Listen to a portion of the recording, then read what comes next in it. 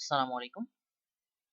এই ভিডিওতে আমরা আসলে জানবো যে Google সার্চ কনসোল কি বা Google সার্চ কনসোল আমরা কেন ইউজ করব, এটা কেন আসলে প্রয়োজন। ঠিক আছে? তো এটা হচ্ছে একটা ইন্ট্রো ভিডিও। আমি মূলত যেই সিরিজটা তৈরি করতে যাচ্ছি সেটা হচ্ছে Google সার্চ কনসোল নিয়ে। এটা আসলে শুরু থেকে শেষ পর্যন্ত আমি আসলে আলোচনা করার চেষ্টা করব। এবং প্রত্যেকটা ভিডিওর লেন্থ সর্বোচ্চ 10 থেকে 15 মিনিটের হতে পারে সর্বোচ্চ, হ্যাঁ? তো এবং মোট 10 থেকে 12টা ভিডিও থাকবে। তো আমি মনে করি যে আপনি যদি এই প্লেলিস্টটা আসলে কমপ্লিট করেন, অর্থাৎ এই আ টপিক থেকে শুরু করে, অর্থাৎ ইন্ট্রো টপিক থেকে শুরু করে আপনি যদি শেষ পর্যন্ত কমপ্লিট করেন, আমি আশা করি যে আপনি Google সার্চ কনসোল সম্পর্কে একটা ভালো ধারণা আপনি আসলে অর্জন করতে পারবেন।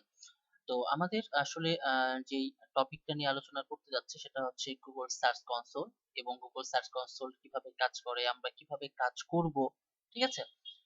এই বিষয়গুলো নিয়ে। আসলে Google সার্চ কনসোল জিনিসটা কি? What is Google search console? তো Google সার্চ কনসোল বিষয়টা হচ্ছে এরকম যে আমরা হচ্ছে একটা ওয়েবসাইটকে সার্চ ইঞ্জিনের সাথে যেই লিংক আপ এর যে বিষয়টা, অর্থাৎ সম্পর্ক তৈরি করা। যেমন আপনার কাছে একটা ফোন আছে এবং ফোনে একটা সিম কার্ড সেট করা আছে। আপনি একটা মাধ্যমে বা আপনি কাউকে কল দিতে চাচ্ছেন। তো আপনি যদি কাউকে কল দিতে চান, একটা কিন্তু মাধ্যমের প্রয়োজন। সেই মাধ্যমটা কি? সেই মাধ্যমটা হচ্ছে নেটওয়ার্ক। তাই না? উইথআউট নেটওয়ার্ক কিন্তু আমরা একটা মানুষের সাথে আরেকটা মানুষ কিন্তু কন্টাক্ট করতে পারবো না। তো এই যে একটা লিংকের যে বিষয়টা, ঠিক আছে? লিংক তৈরি করে হচ্ছে সার্চ কনসোল। ঠিক আছে? আমি যদি একটু দেখাই আপনাদেরকে, জাস্ট এখানে আমি লিখে দেখাচ্ছি। ধরে নিন যে আপনি একটা ডোমেইন তৈরি করলেন, হ্যাঁ? মাই শপ, ঠিক আছে? myshop.com, এটা আপনি একটা ডোমেইন তৈরি করেন। এটা হচ্ছে আপনার একটা ওয়েবসাইট। তো দেখুন, আপনি যখন নতুন একটা ওয়েবসাইট তৈরি করবেন, তো ওয়েবসাইট তৈরি করলে কিন্তু আ মানুষ কিন্তু জানবে না যে এই নামে কোনো একটা ওয়েবসাইট আছে। তাই না? কারণটা কি? আপনি যখন হচ্ছে একটা ওয়েবসাইটকে তৈরি করছেন, নিউবর্ন একটা ওয়েবসাইট, সেই ওয়েবসাইট সম্পর্কে কিন্তু মানুষ জানবে না। এবং জানবে না বিধায় কিন্তু সে কিন্তু myshop.com দিয়ে কখনোই সার্চ করবে না, তাই না? সে কি করতে পারে? সে বিভিন্ন ধরনের কিওয়ার্ড দিয়ে সার্চ দিতে পারে। লাইক দ্যাট, এরকম দিতে পারে, সেটা হচ্ছে যে cheap rated mobile price in Bangladesh, বা দিতে পারে জাস্ট আমরা আসলে যেভাবে সার্চ দিই, ঠিক আছে? বিভিন্ন ওয়ার্ড লিখে সার্চ দিই, ঠিক সেরকম। ঠিক আছে? বা আমরা যদি এখানে লিখি সেটা হচ্ছে যে most popular beauty skin cream, ঠিক আছে? বা স্কিন কেয়ার ক্রিম। এই যে আমরা কিন্তু এইগুলা লিখে সার্চ দিই। এগুলো হচ্ছে কিওয়ার্ড। তো ধরে নিন আমি হচ্ছে এখানে আমি যদি লিখি সেটা হচ্ছে ah mobile, sorry, mobile price BD, ঠিক আছে? তো এটা হচ্ছে আমার একটা বা আমরা এখানে মাই শপ না দিয়ে আমরা এখানে দিতে পারি মোবাইল শপ ডট কম, ঠিক আছে? ওকে, তো এখানে মোবাইল শপ ডট কম, ঠিক আছে? তো এটা হচ্ছে আপনার ওয়েবসাইট। আপনার ওয়েবসাইটের নাম দিয়ে কিন্তু কেউ কখনো সার্চ দিবে না, কারণ এই ওয়েবসাইটটা যে তৈরি হয়েছে এটা কিন্তু মানুষ এখনো জানে না, তাই না? কারণ আপনি নতুন একটা ওয়েবসাইট যখন তৈরি করবেন, এটা সম্পর্কে কি মানুষ জানবে? জানবে না। তারা কি করতে পারে? তারা হচ্ছে একজন ভিজিটর বা একজন ইউজার কি করতে পারে? যেটা হচ্ছে বিভিন্ন কিওয়ার্ড দিয়ে সার্চ দিতে পারে। তো এই কিওয়ার্ড গুলো এরকম হতে পারে মোবাইল প্রাইস বিটি, বা বিভিন্ন একটা ফোনের নাম like that, X Y Z mobile price, ঠিক আছে? অর্থাৎ এক্স ওয়াই জেড হচ্ছে একটা মোবাইলের নাম, আমি কোনো ফোনের নাম আসলে এখানে মেনশন করছি না, ঠিক আছে? জাস্ট এটা একটা মোবাইলের নাম, ঠিক আছে? মোবাইল প্রাইস, ঠিক আছে? তো এই যে বিভিন্ন ধরনের কিওয়ার্ড, এই কিওয়ার্ড গুলো দিয়ে কিন্তু তাকে সার্চ করতে হবে। এখন সে কোথায় সার্চ করবে? সে কিন্তু বিভিন্ন ধরনের সার্চ ইঞ্জিনে সার্চ করবে, like that Google.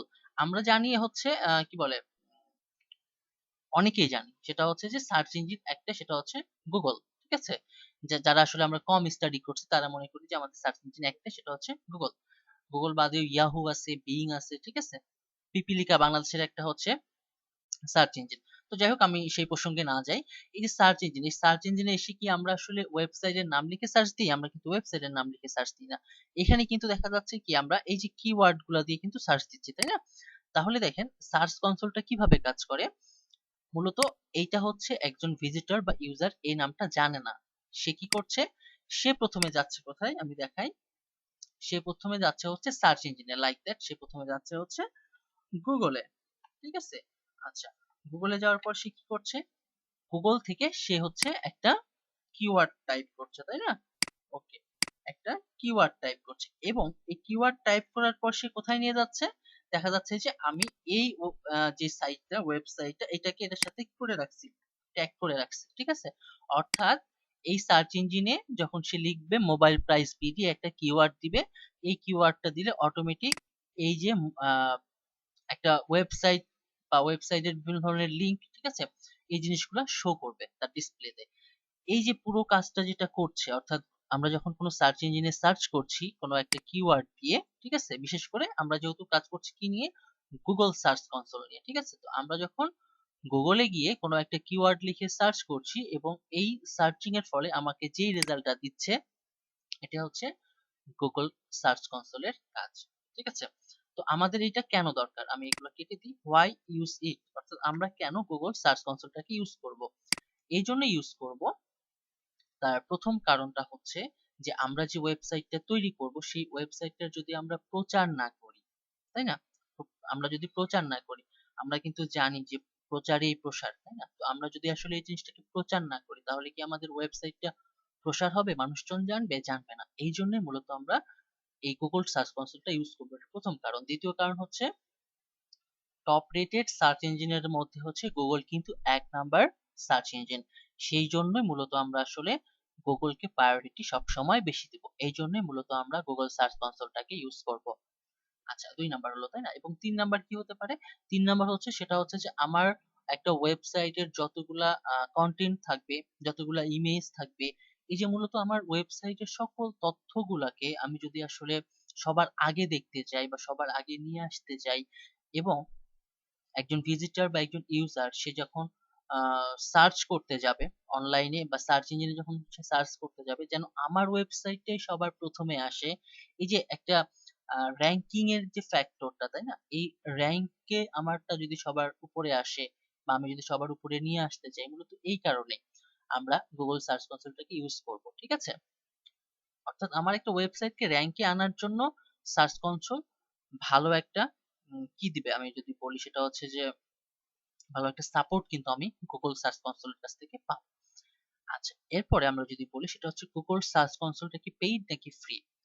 Google search console হচ্ছে একটা টুলস বা একটা হচ্ছে ওয়েবসাইট, যে ওয়েবসাইটটা হচ্ছে গুগলের একটা সার্ভিস, ওকে।